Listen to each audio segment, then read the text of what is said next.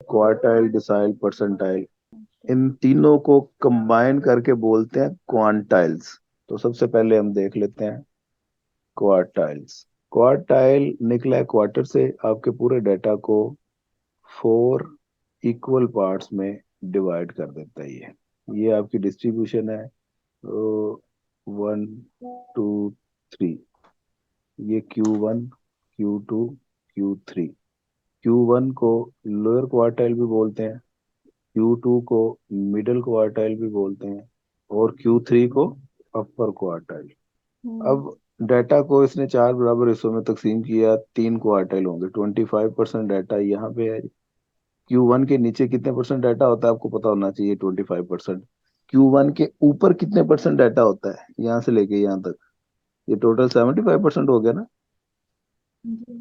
तो क्वार्टाइल ने क्या किया, 25-25% के 4 टुकड़ों में तकसीम कर दिया डाटा को।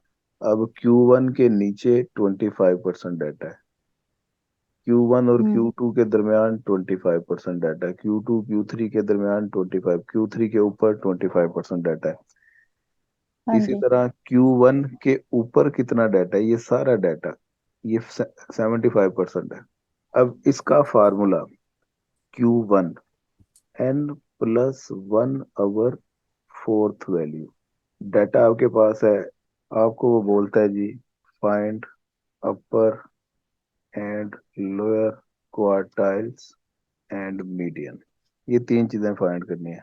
तो सबसे पहले Q1 का ये ऊपर फार्मूला लिखा हुआ है, आपने डाटा को करना है अरेंज। सबसे छोटी वैल्यू सबसे पहले लिखनी है, क्या लिखें जी सबसे पहले, 3, देन 7, 7, 15, 22, 29, 39, 47, 51, कितनी वैल्यूज हैं टोटल, 8. 8 है। तो n हमारा हो गया 8। इस फार्मूले में वैल्यूज पुट की, 8+1 अवर फोर्थ वैल्यू। 8+1 किया 9, 9/4 करें जरा, 2.25। जी. अच्छा, 2.25 वैल्यू को अरेंज्ड डाटा में देखना है आपने, ध्यान से इधर ही रहें जरा। 2.25 वैल्यू, तो ये पॉइंट से पहले है आपके पास 2। 2, आपने अरेंज डाटा में सेकंड वैल्यू देखनी है, कौन सी है, सेकंड वैल्यू 7 है। 7. तो आपने इधर लिखा 7 प्लस, ये है 2.25। तो पॉइंट के बाद जो भी वैल्यू होगी वो ऐड करते हैं, 7.25 ब्रैकेट। इस 7 से अगली वैल्यू है 15, तो 15 - 7 लिखेंगे ब्रैकेट में। जो भी अगली वैल्यू होगी उसमें से प्रीवियस वैल्यू को माइनस कर देंगे। इसको सोल्व कर लें, ये Q1 आ गया आपके पास। अब आपने Q3 निकालना, अपर क्वार्टाइल, वो 3 × n+1 अवर फोर्थ वैल्यू। फोर. n+1/4 तुमने निकाला वरना 2.25, इसे 3 से मल्टीप्लाई कर देंगे, 3 × 2.2 फिफ्थ वैल्यू, 6.75 आ गया। 6.7 फिफ्थ वैल्यू। तो इसको अरेंज्ड डाटा में देखेंगे, छठी वैल्यू है 39, प्लस क्या करेंगे जी 0.75 75. ब्रैकेट, 39 से अगली वैल्यू है 47, 47 - 39 कर देंगे। चले भाई, मेरा ख्याल अब समझ लग गई आपको बात।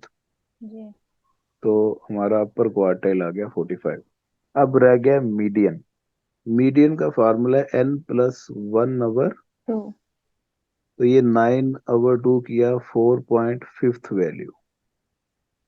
अब 4.5 वैल्यू का मतलब एक तो सीधा सीधा ये है कि चौथी और पांचवी वैल्यू का सेंटर। 4.5 का मतलब है चौथी और पांचवी वैल्यू के दरमियान वाली वैल्यू। अब आपने देखना है कि फोर्थ वैल्यू 22 है, फिफ्थ वैल्यू 29 है। एक तरीका इसका सीधा सीधा ये है, 22 + 29/2 कर दें, तो डिवाइडेड ये बाय आपका 2. मीडियन आ जाएगा। दूसरा तरीका जो अभी आपको करवाया मैंने, उसी पैटर्न से अगर चलें, तो 4.5 का मतलब है, फोर्थ वैल्यू पहले देखें, वो 22 है, प्लस 0.5, 22 से नेक्स्ट वैल्यू है जी 29, माइनस कर दें 22, तो ये आपका आंसर आ जाएगा। 29 माइनस 22 करें जरा, क्या आता है? 7।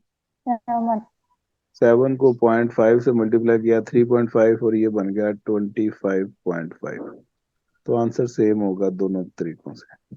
ग्रुप डाटा अगर आ जाए आपके पास, तो ग्रुप डाटा में Q1 का फार्मूला बन जाता है L plus H over F N over 4 minus C. 4 - Q2 इसे मीडियन भी बोलते हैं, L plus H over F N ओवर 2 माइनस सी। और सर Q3 आपने किसके फॉर्मूलाज लिखे हैं? ग्रुप डेटा के? ग्रुप डाटा पे H over F 3n over 4 minus सी।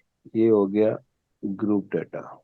डिसाइल की अगर बात की जाए, तो डिसाइल आपकी पूरी डिस्ट्रीब्यूशन को 10 बराबर हिस्सों में डिवाइड कर देता है। D1 n plus 1 over 10th value. So D5 को मीडियन कहते हैं, 5 into n plus 1 over 10th value. और ये 5 इस 10 से कटिंग हो गई, n plus 1 over 2th value.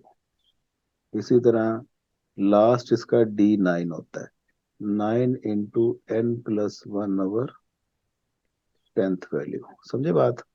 Group data का अगर आपको आ जाए तो उसमें D1 ग्रुप डाटा के लिए L plus H over F N over 10 minus C. Sir ये डी C की वैल्यू कहाँ से देंगे? ये कोमुलेटिव फ्रीक्वेंसी जो बनाती हैं आप, मैं बताता हूँ अभी। वो टेबल बनाना पड़ेगा। नहीं, एक, हाँ जी, एक कॉलम बनाना पड़ेगा। 9n/10 माइनस सी। इसी पैटर्न पे D7 D8 D6 सारे बन जाएंगे।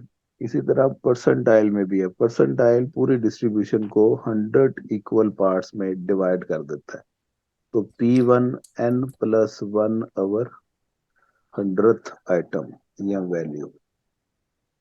P27 इसका क्या फार्मूला होगा? 27 इंटू 2700 ग्रुप डाटा की अगर बात की जाए, तो P1 L plus H over F H F n - C over 100 P58 L plus H over F 58 n - okay जी। C।